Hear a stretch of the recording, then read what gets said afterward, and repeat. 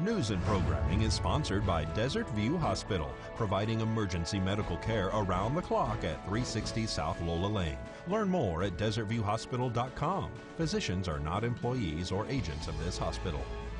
News is also brought to you by J.K. Nelson Law. Call 727-9900 today for your free consultation. If you need a lawyer, you need Nelson. News 46 is also brought to you by Humana, serving the community. Please stop in at 1397 South Loop Road on the corner of Loop and Highway 160.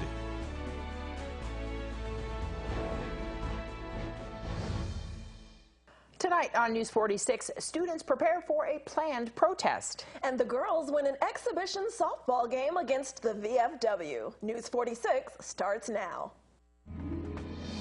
You're watching KPVM News 46 with Deanna O'Donnell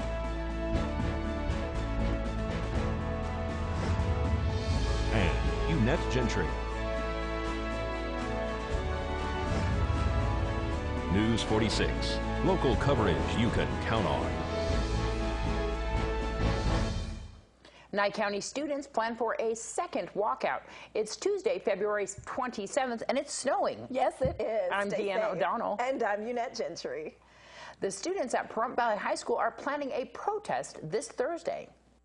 I think it's really important for kids to use their voice. A lot of us can't vote yet, and so we can't use that part of our democracy to use our voice yet. So we need to protest and show our legislators that what we think does matter. It affects us, it affects our future, and we shouldn't be scared to go to school every day. Honestly, I'm not going to sit here and pretend that I'm an expert on this kind of thing.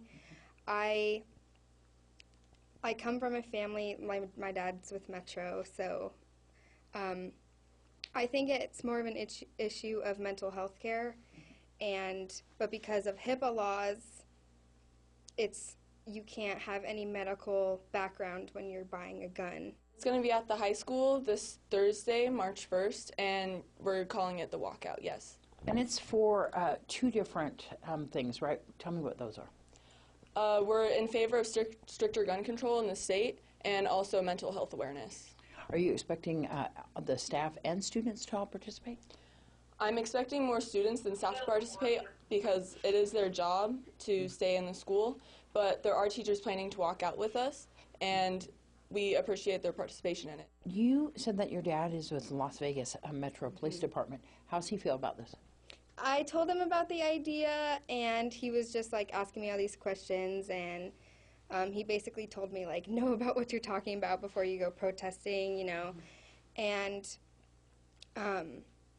he thinks that stricter gun laws are attacking the wrong people, because if you have stricter gun laws, people who buy guns pass all these background checks. So for good people that want guns, it's going to be harder and cost more money to buy guns, which I kind of understand his point of view, but my feelings are more on mental background checks. I think it's really important for kids to stand up for what they believe in, and also adults who we're supposed to be looking up to aren't really taking action, so I feel like it's in our hands now. Nice to see our children getting involved with important causes. And in related news, Principal Tim Wambaker is talking about emergency preparedness in our schools. Unfortunately, there's been enough school shootings lately, since January even. I think this is the 18th one. I don't want to say the kids are desensitized to it, but the conversations always go on. We watch CNN Student News, and the kids are aware of what's going on. They know that we practice the drills for active shooters. They know that we support that there needs to be a decrease in gun violence and school shootings. So some of the kids that did the walkout last week didn't even know why they were walking out. And so it's important for them to understand what it's about, that gun violence needs to end, and it's going to take a lot of different ideas in order to meet that. And hopefully the kids will work with their parents and work with us and come up with different ways to end gun violence. You used to have resource officers in the school. I know that those were eliminated because of a lack of funding. How does that affect you guys? Well, we've been fortunate to where when we call Nye County Sheriff's Office, they get here pretty quick, which is good. But, to say that it wouldn't hurt to have a person on site, absolutely, that'd be great. What types of precautions are you guys taking now? Like I said, we do different drills. We do drills monthly, either fire drill or lockout or lockdown drills, and we prepare students for the possibility of an active shooter, for gas leaks, for fire. The kids need to take it seriously. They need to understand, and we try and promote that as much as possible, is we never want to have this situation come up, and if it does, we're going to be prepared for it. And also to keep the eyes open and the ears open for kids that might be struggling with something or might have a clue that they might be having some issues. Well, I'll tell you, we have a lot. Our counselors and our social worker are very busy. We have Safe Voice now that's through the state, and that's an automatic reporting system. And we've had several reports come in for depression, for bullying, for students even talking about gun violence. And what happens is that goes to the state hotline. The state then determines if it's a credible threat, sends it to the Nye County Sheriff's Office, sends it to us. Excuse me, and then from that information, we do the investigation possibly together. Sometimes it's on the weekend, and the Nye County Sheriff's Office goes to the house, which is great. Mm-hmm.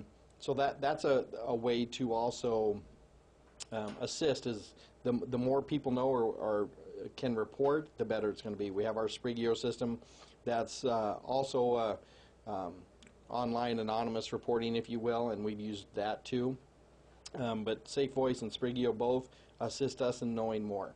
I can tell you that we take very seriously any comments regarding shooting and gun threats within our school, and I think that's in every school in Nye County. Well, on Sunday, March 4th, Valley Electric Association contractors will perform maintenance on transmission line poles that require the use of a helicopter. The repairs will start at 8 a.m. and run through 4 p.m. The work requires a helicopter to fly low near neighborhoods to access the lines. They'll be working on the line section from Gamebird Switch Station down Thousand Air Boulevard to the Charleston substation. Once that section is complete, they will move to the Pahrump substation on Industrial Road above Highway 160.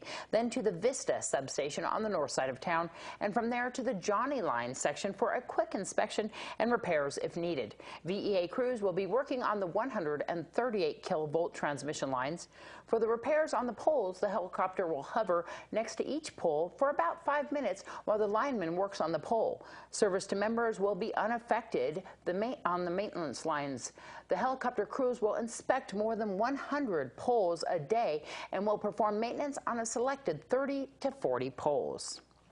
Well, we have a giveaway right now. If you would like to enter to win the Bon Jovi tickets at the T-Mobile Arena in Las Vegas, all you need to do is go down to Porta Subs before March 15th and fill out an entry form. You can enter once a day, but right now the third caller, Porta Subs is going to be giving lunch for 2 to the third caller who gives us a call here at the station, 775-727-9400. All right, good luck and stay tuned. Your court report is coming right after this break.